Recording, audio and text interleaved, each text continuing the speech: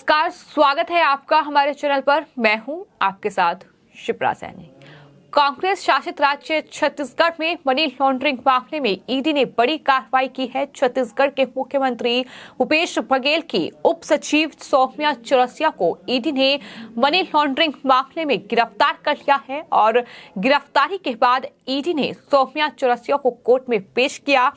Court ने ED को 4 दिन की रिमांड दी है। आपको बता दें, छत्तीसगढ़ में मनी लॉन्ड्रिंग मामले में ईडी ने ये बड़ी कार्रवाई की है और जिसमें भूपेश बघेल जो कि छत्तीसगढ़ के मुख्यमंत्री हैं, उनकी जो उप सचिव हैं, जो कि वहां सुपर सीएम भी कहलाती हैं, उन्हें इस पूरे मामले में गिरफ्तार किया और इसके बाद ईडी ने उन्हें कोर्ट में पेश किया है। इस दौरान ईडी ने 10 दिन की रिमांड की मांग की थी, लेकिन करीब 2.5 घंटे की बहस के बाद कोर्ट ने ये फैसला किया कि 4 दिन की रिमांड जो है वो ईडी को दी जाएगी। तो ये बड़ा झटका भूपेश बघेल के लिए है, क्योंकि उनकी उप सचिव है सौम्या चौरसिया, जिनकी गिरफ्तारी हुई है। आपको ये बता दें कि इस पूरे मामले को लेकर जो छत्तीसगढ़ के मुख्यमंत्री हैं भूपेश बघेल, उनकी तरफ से ट्वीट किया गया है और उन्होंने इस पूरी कार्रवाई को राजनीति से प्रेरित करार दिया है, बीजेपी पर निशाना साधा है। लेकिन वहीं इस पूरे मामले को लेकर दूसरी तरफ मुख्य विपक्षी पार्टी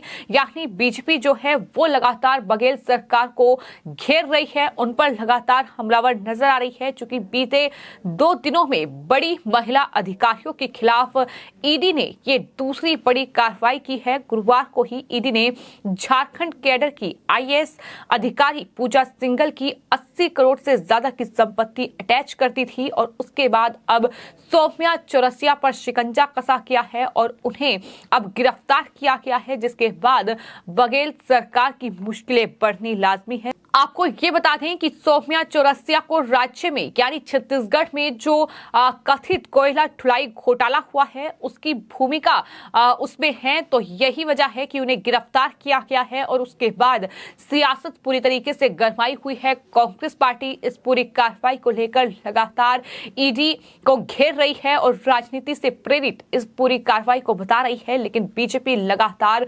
भूपेश बघेल सरकार को घेर रही है, उसे लपेटे में ले रही है। जाहिर तौर पर यह बड़ा मामला है, बड़ी गिरफ्तारी हुई है। क्योंकि अगर बात सौम्या चौरसिया की जाए तो एक बड़ा नाम वो छत्तीसगढ़ में है, ना सिर्फ भूपेश बघेल सरकार में वो दरअसल उन्हें एक बड़ी जिम्मेदारी मिली हुई है, उप सचिव वो मुख्यमंत्री की है, बल्कि तमाम जो आईपीएस आईएएस अधिकारी हैं वो कहीं ना कहीं उनके इशारों पर काम करते हैं।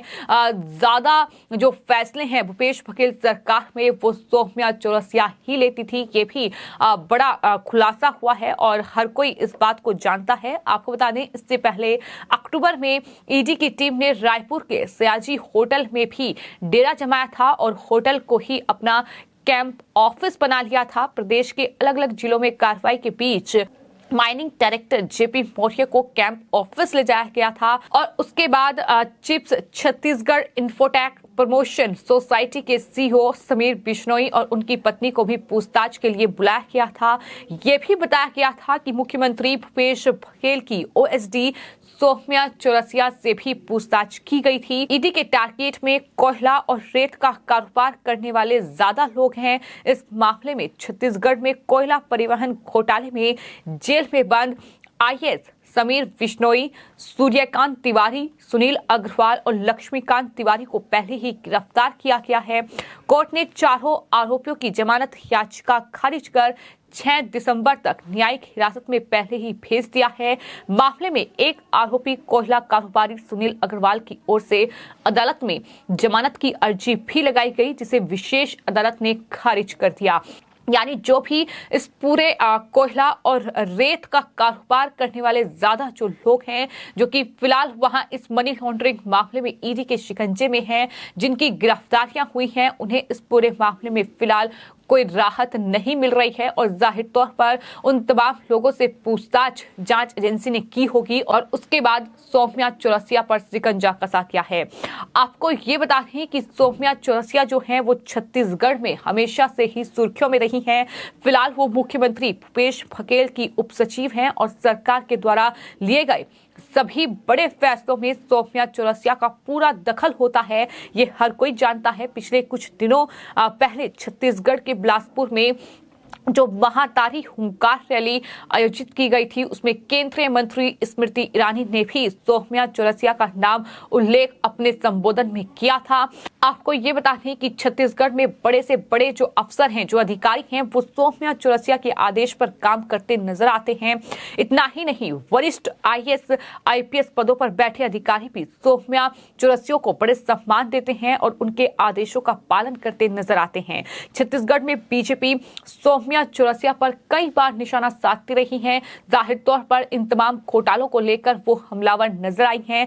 वहीं छत्तीसगढ़ में सुपर सीएम का तमगा उन्हें मिल चुका है और सोशल मीडिया में विपक्ष के लिए और साथ ही साथ तमाम बड़े जो कहीं ना कहीं लोग हैं, जो यूजर्स हैं, उनके लिए अब कहीं ना कहीं छत्तीसगढ़ सरकार को घेरने का एक मौका मिल गया है।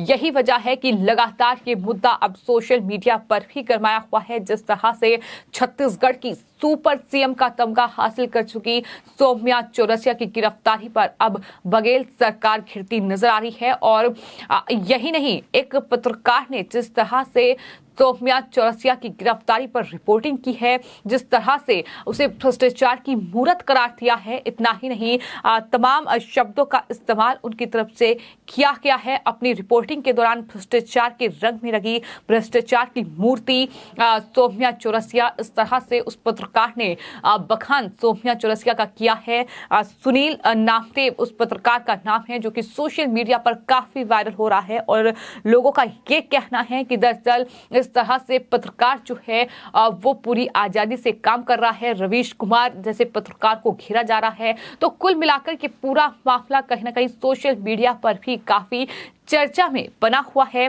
छत्तीसगढ़ के मुख्यमंत्री भूपेश बघेल ने इस पूरी कार्रवाई को राजनीति से प्रेरित बताया है और ये कहा है कि दरअसल ये पूरी गिरफ्तारी जो है वो राजनीतिक कार्रवाई है। जिस तरह से ईडी ने सौम्या चौरसिया को गिरफ्तार किया है, तो कहीं ना कहीं कांग्रेस शासित राज्य छत्तीसगढ़ और उनके मुख्यमंत्री भूपेश बघेल के लिए ये बड़ा झटका है। जिस तरह से उनकी उप सचिव सौम्या चौरसिया की गिरफ्तारी इस पूरे कोयला ढुलाई जो घोटाला है उसमें हुई है और गिरफ्तारियों का दौर आगे बढ़ सकता है, ये भी जानकारी निकलकर सामने आ रही है। तो कुल मिलाकर कांग्रेस पार्टी के लिए मुश्किलें राजस्थान से लेकर छत्तीसगढ़ तक कम होने का नाम नहीं ले रही है और कहीं ना कहीं घोटाले जो हैं वो अब कांग्रेस पार्टी के लिए मुसीबत का सबब बन रहे हैं। फिलहाल आपकी इस पूरे मामले पर क्या राय है, हमें कमेंट बॉक्स में जरूर लिखें और चैनल को सब्सक्राइब करें। धन्यवाद।